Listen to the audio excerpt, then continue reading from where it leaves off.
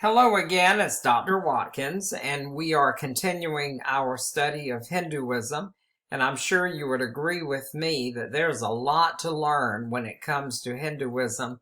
Hinduism certainly can be complex in many regards, but it certainly can be extremely fascinating, even in the complexities. Speaking of the complexities, when it comes to Hinduism, there are definitely different gods. Now we're going to see that they're different, what we call incarnations or formations of different gods as well. But that should become clearer as we move along and even as you read and do additional study. The one god that we're focusing on right now is the one referred to as Shiva. Shiva is referred to as the destroyer or the purifier, and you can notice in the picture, pay close attention to the picture, because it can actually help us to conceptualize a lot more about Shiva. Shiva is referred to as the Lord of the dance, and when Shiva dances, he dances in a halo of fire. Now, the fire itself is going to be representative of that cycle of birth and death. Remember, we've been talking about how in Hinduism, and in particular Eastern religions, there is that idea of cyclical movement. And that belief is that everything in life is cyclical. So that's important to note. Now, Shiva dances and crushes the demon of ignorance. The demon of ignorance is referred to as that dwarf. So you can see in this picture the dwarf that's under the feet. Now notice in the right hand, he is going to be keeping rhythm with the drum. And then over on the left hand side, you have the idea of the flame of destruction. Now, instead of just thinking of fire as destroying, I think most of us know that fire purifies as well. And Shiva is wearing deadly snakes, and of course there's a lot of symbolism when it comes to snakes. Even snakes shed their skin, and so that really again points right back to that idea of rebirth. So that's really important to catch a hold of. Another main deity of Hinduism is Vishnu, and Vishnu, unlike Shiva, who's the destroyer, is the preserver. Now, what really boggles our minds is that Vishnu can take on 10 avatars. In other words, the avatars or the incarnations are the different forms in which Vishnu can appear. The one that's going to concern us more, and remember when we were talking about the Bhagavad Gita, that Krishna is an incarnation of Vishnu, and that's important to note. Of course, it seems that Vishnu is the greatest of the gods, especially when it comes to popular choice, or at least when we think about what the main attractions are. Another particular deity, and this is a goddess, is Shakti. And Shakti is the feminine side of the divine. Now that comes into the Vedas. Remember, we were talking about the Vedas, and the most famous of the Vedas is the Rig Veda. If you go into the Vedas, if you're fascinated with this study even more, you can see that Shakti is Krishna's sister and also Shiva's wife. So you can see how all of this starts to intertwine. And the text talks about the yoni. The yoni would be the symbols pretty much of the feminine power of the cosmos. Many times the yoni are going to take the form of human female genitalia. It's that idea of fertility, and that's really important to see the relationship of that to some of the larger beliefs and concepts. Speaking of concepts, we've talked about some of these concepts, but now we're going to look at them more collectively. We talked about Dharma. Now that's extremely important to grasp when it comes to trying to understand Hinduism. Remember when we talked about Krishna appearing to Arjuna in the Bhagavad Gita and telling essentially Arjuna, you need to not be so concerned about whether you win or you lose this battle. You just simply need to do it because you know that is your responsibility, your duty, your moral order. This is a part of your righteousness. So that's the first goal, is the idea of fulfilling Dharma.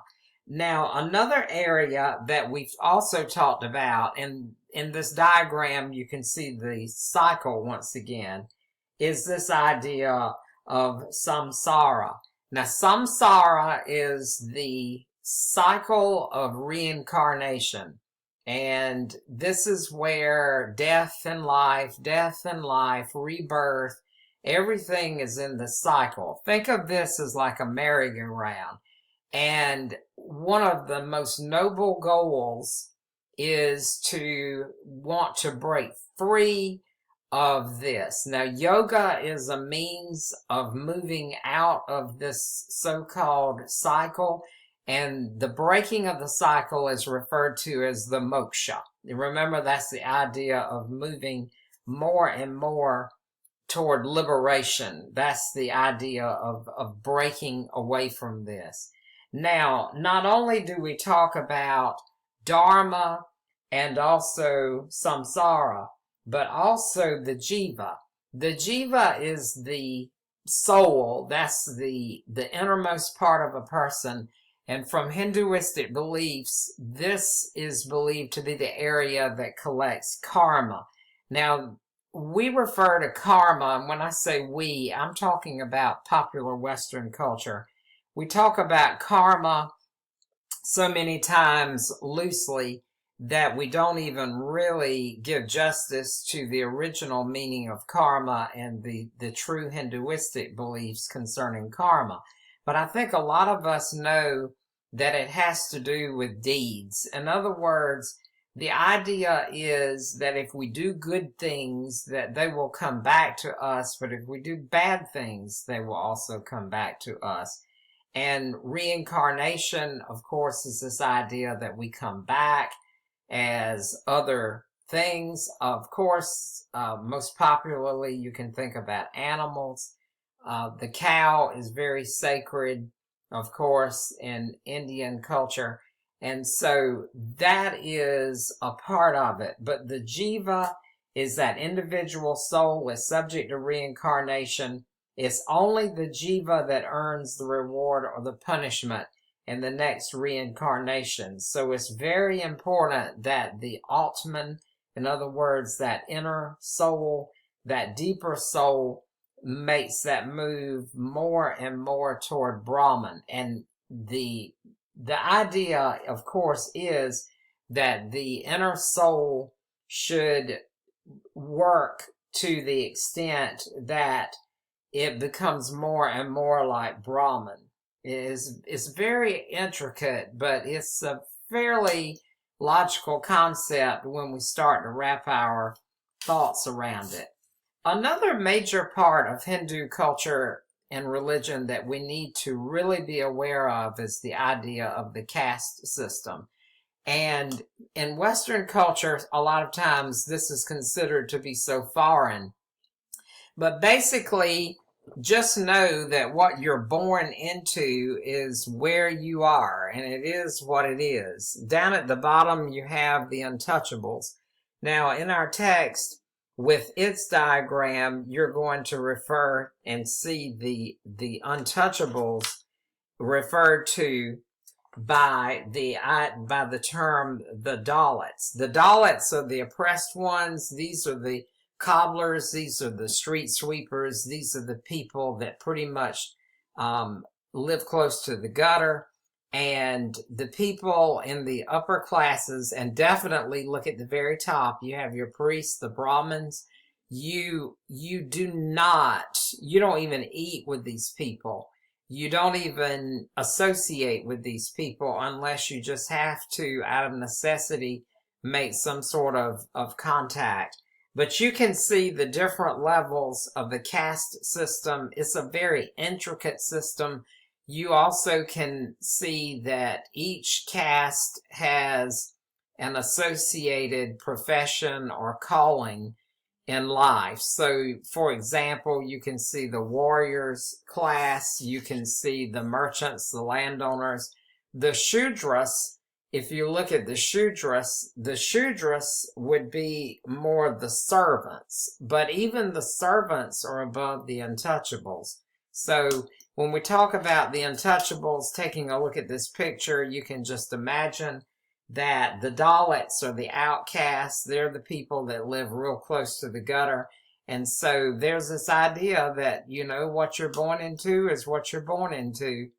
Now, another major area to really focus on would be what we call the 4 stages, the 4 particular stages when it comes to being a Hindu male. The first stage is the student stage. This is where the male is taught by the family elders, and the guru definitely would come into play here. Then you have your householder stage, and the householder stage is the second period. The Hindu male must get married, raise a family. The marriages are often arranged by the parents while the children are still young.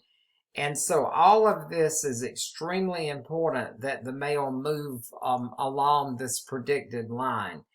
The next stage is referred to as the forest dweller stage. That's the third period in life. And that's pretty much the time of retirement. Now, I did not include the 4th stage visibly on this slide, but you can see it reflected in the picture. And it's referred to as the sannyasin stage. This is the 4th period of life. The Hindu man pretty much becomes a renunciant. In other words, the idea with this is that the Hindu pretty much renounces the world and previous life completely. Of course, you get the idea that death is imminent, but remember, we need to be careful when we think about death because everything is cyclical, so you really don't die, you just go into yet another form. So that's important to think about. Also, think about the 4 goals of the Hindu. Whenever we look at these dharma we talked about a few minutes ago, think about duty, righteousness, the law, universal order. Another area that's really important is artha.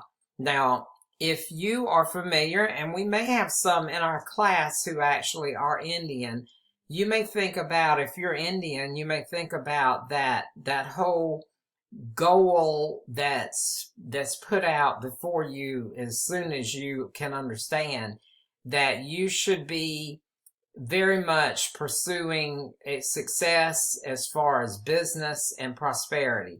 And it's just fascinating, even if we look in Western culture, those Indians who have actually come to the United States, for example, and have become very involved in business efforts. In fact, hotels, gasoline stations, stores, even in our particular area, the Indian community is well represented. And if you talk with any of them, and of course, if some of you are in our class, you can attest to this, and that is the idea of the need to be successful. Kama is the idea of pursuing pleasure of the body, the mind. Kama Sutra is referred to by many Westerners as a sex manual, but that has to do with pleasure, the pleasure factor. But don't think of it just in those terms. Kama is a more encompassing term concerning the need to pursue pleasure, and it's about the beauty of it for the body and the mind. And then finally, moksha. We talked about moksha earlier, and that's the idea, of course, breaking out of that cycle so that you can find true liberation. Well, I tell you what, this whole study of Hinduism is fascinating. We're learning a lot. Take care.